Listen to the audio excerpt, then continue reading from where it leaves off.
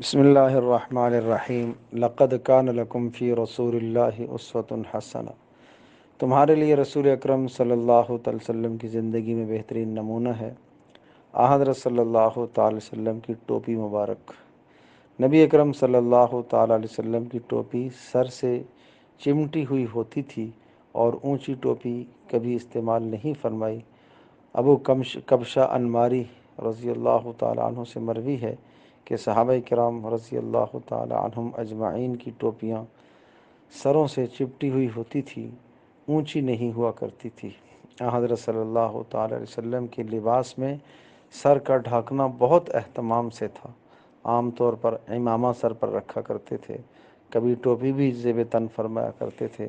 ننگے سر رہنا آپ پسند نہیں فرماتے تھے، خاص طور پر 3 اوقات میں ننگے سر نہیں ہوتے تھے: بیت الخلاء جاتے وقت اور نماز پڑھتے وقت آپ علیہ الصلوۃ والسلام ننگے سر نہیں ہوا کرتے تھے، اور اسی طرح سے کھانا کھاتے وقت۔ ان 3 اوقات میں سر ڈھکنے کا بہت اہتمام تھا، اور بھی گھر میں جس سے جب باہر نکلتے تھے تو سر ڈھکا ہوا ہوتا تھا۔ نماز کے دوران تو بہت زیادہ سر ڈھکنے کا اہتمام تھا۔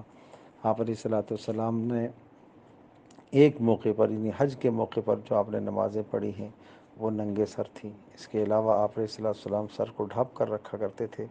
ہم بھی اپنی زندگی میں اس سنت کو زندہ کریں۔ سستی اور کاہلی کی وجہ سے ننگے سر نماز پڑھنا اور سستی اور کاہلی کی وجہ سے ٹوپی نہ پہننا، یہ کوئی اچھی خصلت نہیں ہے۔